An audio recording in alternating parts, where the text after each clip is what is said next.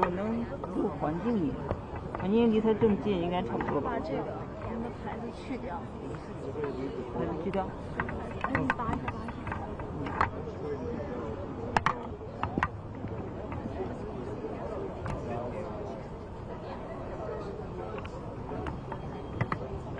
这样的。对，这样的可以。放一点点吧。方向。不会吧？先这样。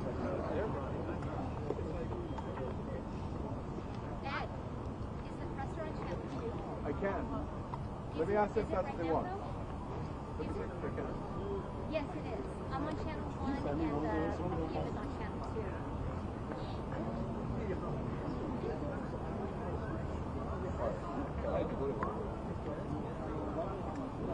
A-minus. 1 minute. これか。これか。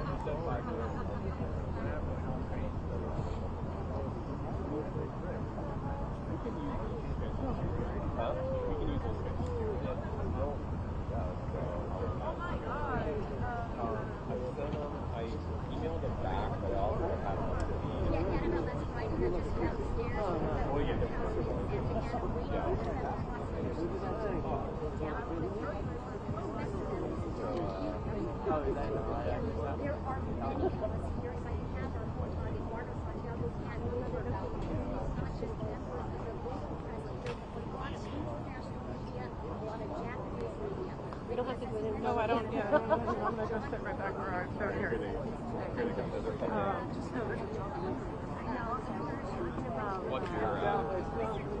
Oh, am I on the court? Don't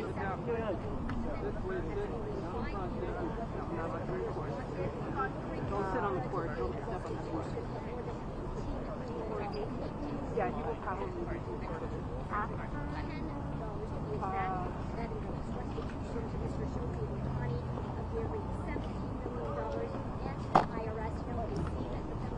Good afternoon. As soon as I'm done speaking, the speakers will be coming out through that door. So you guys may want to back up a bit in case people want shots of it. I don't know. I'm just making a suggestion. I'm Tom Rozek from the U.S. Attorney's Office. We'll have 4 people up here. 1, the acting United States Attorney, Joseph T. McNally, MC, capital N-A-L-L-Y. His name is in the press release that I believe has just been issued by my office. Secondly, IRS Criminal Investigation, Special Agent in Charge, Tyler Hatcher, H-A-T-C-H-E-R. Third, Homeland Security Investigations, Acting Special Agent in Charge, John Pasciucco. His last name is spelled P-A-S-C-I-U-C-C-O. Assistant U.S. Attorney Jeff Mitchell, who represented the government in court today, will also be here and may handle questions according to how that goes. 3 speakers. I'm going to try to coordinate the Q&A. I will be doing that by people indicating their hands. I will call on you. We'll do that for a little while.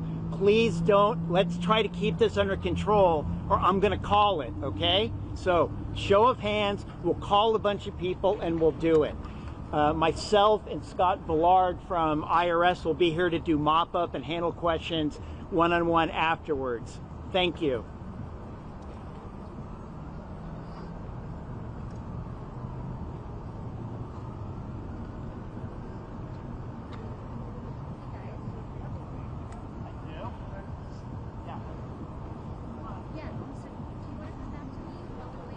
Action.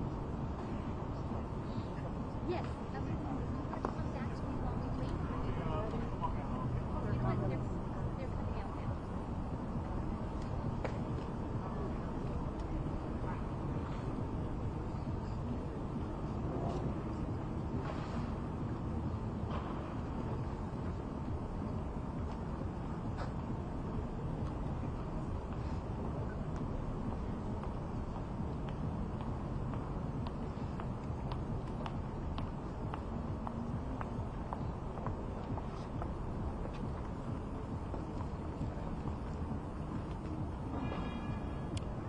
Good afternoon, and thank you everyone for joining us.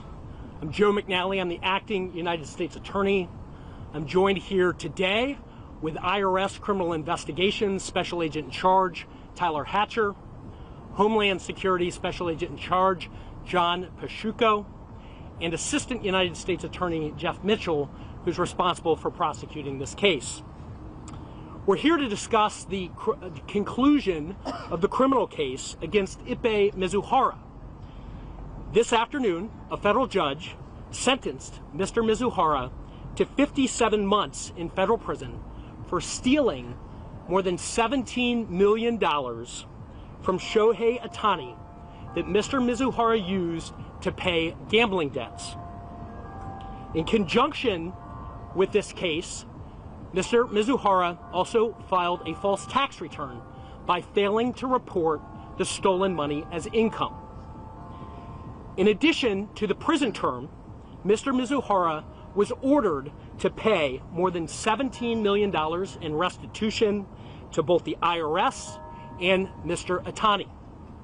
The sentence, both the prison time and restitution, reflect the seriousness of the offense and send a strong message to others who might decide to engage in this criminal conduct. This case is a high-profile version of something that unfortunately happens all the time. An unscrupulous person takes advantage of the trust placed in them to victimize a vulnerable individual. We have made it clear many times, but I will re-emphasize that point today. Mr. Ohtani is a victim in this case. Mr. Ohtani is a victim in this case. Our prosecutors and the dedicated agents from the law enforcement partners that worked with us spent hours and hours sifting through text messages, email communications, bank records, and conducting interviews. All of that investigation points to one conclusion, and that is Mr. Ohtani is a victim in this case. He had money stolen from him. He was taken advantage of, and he was preyed on by Mr. Mizuhara. Mr. Mizuhara lied, he cheated, and he stole. His behavior was shameless. In one phone call that we made public and referenced in court today, Mr. Mizuhara impersonated Mr. Ohtani when he called Mr. Ohtani's bank, pretended that he was Ohtani, and used that identity to transfer money to Mr. Mizuhara's bookie. He did that 24 times when Mr. Mizuhara got on the phone again and impersonated Mr. Ohtani. This was criminal conduct, and it was criminal conduct by Mr. Mizuhara alone. Mr. Mizuhara took advantage of Mr. Ohtani. He was his de facto manager. He was his interpreter as Mr. Ohtani tried to navigate the world of baseball in Southern California and the United States. He was his close associate and his friend. Mr. Mizuhara took advantage of Mr. Ohtani's vulnerability as a non-speaking English person trying to navigate the celebrity baseball world in the United States. I want to recognize the excellent collaboration of law enforcement that brought about the result today, the partnership between our office, IRS, Criminal Investigation Service, Homeland Security Investigations, who worked diligently not only to demonstrate that Mr. Mizuhara was responsible for the criminal conduct, but ultimately that Mr. Ohtani was a victim here, somebody who was taken advantage of and stolen from, like many of the victims we see in society. While today's sentence closes this case, I want to be clear that federal law enforcement will continue to work as partners to hold people accountable who victimize others, who interact commerce, target businesses, and we've done that today, and we'll do that going forward. With that, I'd like to turn the podium over to IRS Special Agent in Charge, Tyler Hatcher.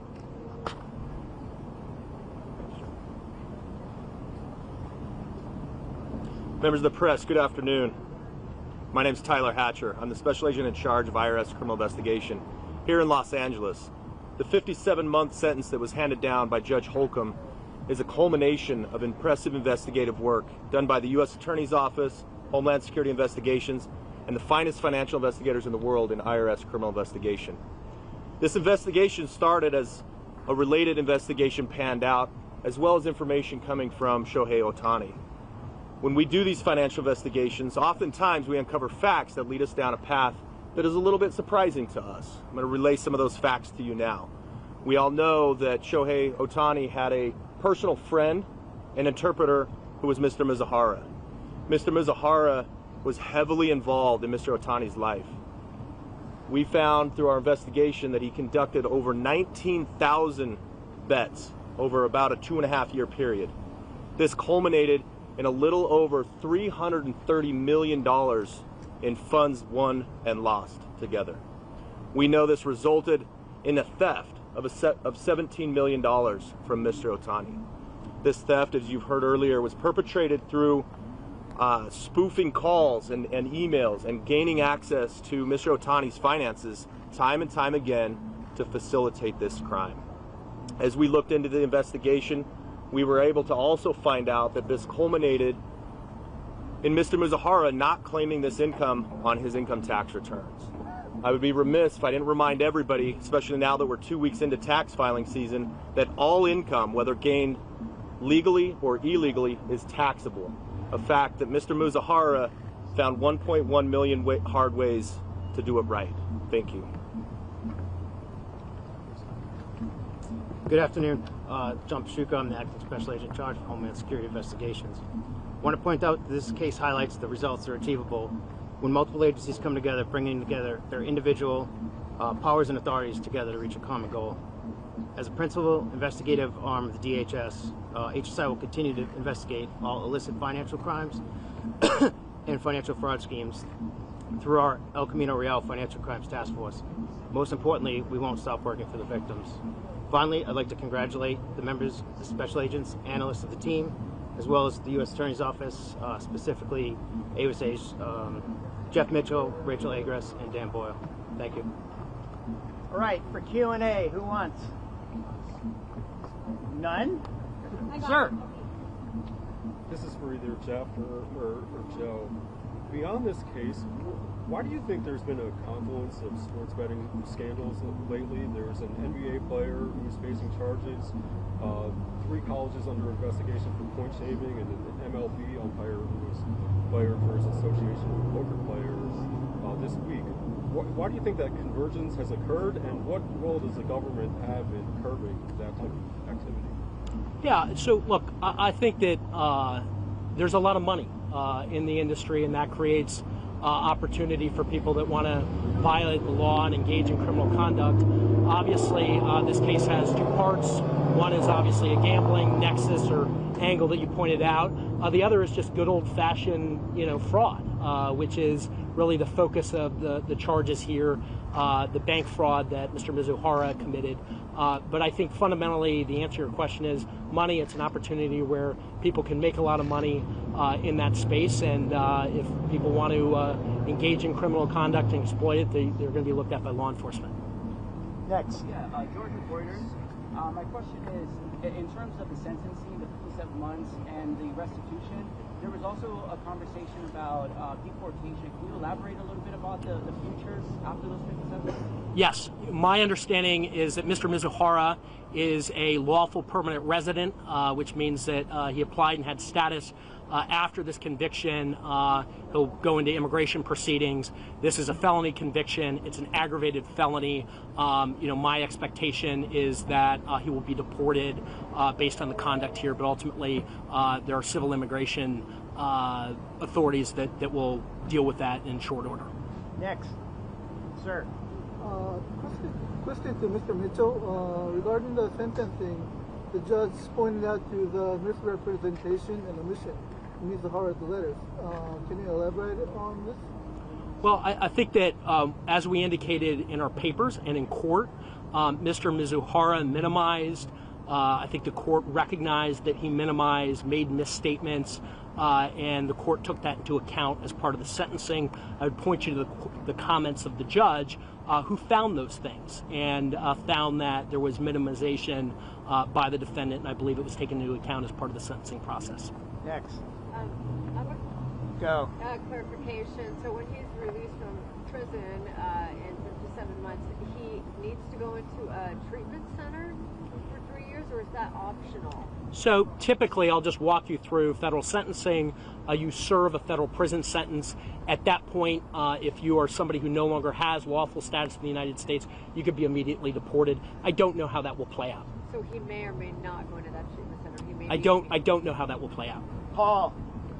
Can you tell us more about the baseball card situation and how that's going to play out? Like how many cards were involved? In terms of the forfeiture? Yeah. Yeah, I mean, look, I'll just come at it this way. There was in restitution order that was given today of roughly, more than $18 million between the IRS and a direct order, a restitution order to Mr. Ohtani. As part of that process, we will identify all assets that he has in his possession, assets that he turned over to the government during the pendency of the criminal case. That money will be processed, and we will use everything that we get in order to try to make Mr. Ohtani whole. Sir. Will any of these sports betting companies involved, are they being investigated, or will they be investigated as part of the restitution process? Yeah, I'm not going to comment on any ongoing investigations. Obviously, this case related to a larger investigation, and I'm not going to comment on any remaining ongoing investigations. Okay. Has the government been in touch with Mr. Ohtani since the sentencing, and has he made any comments regarding it? You know, as part of every criminal case, we reach out to victims. We give them an opportunity to both come to court and be heard. That's a right that you have under the law. We follow that process in every case, and we followed it here. And today our prosecutors represented and spoke on behalf of, I think, Mr. Ohtani when they explained the harm that this had. And, you know, the shadow that it created over Mr. Ohtani. I think as we said in court, part of this is about, you know, the money, the $17 million. The other part about this, though, is you had somebody who didn't do something wrong, who was stolen from, and had his professional reputation impugned.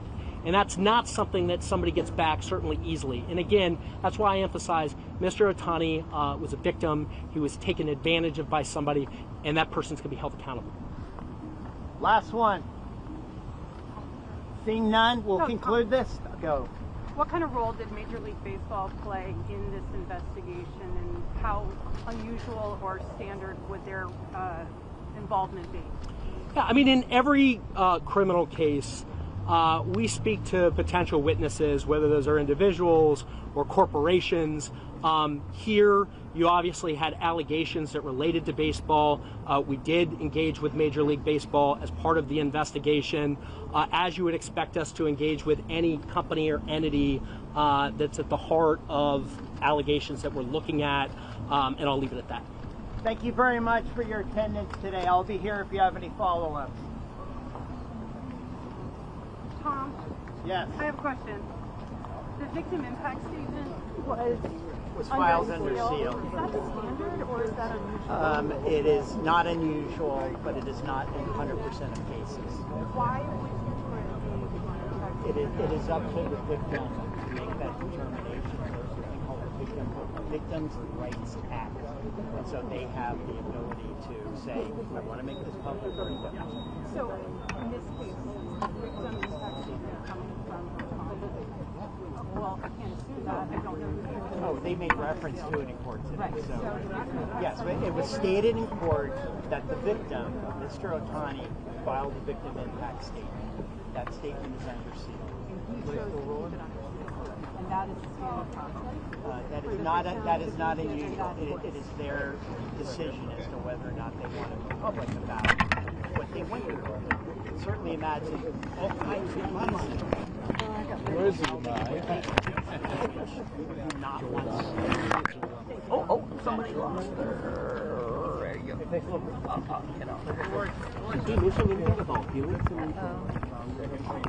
I'll be honest, I do not know that. Some better days. Oh my gosh, have you twisted this in here? That will be up to the defendant if he thinks he has any.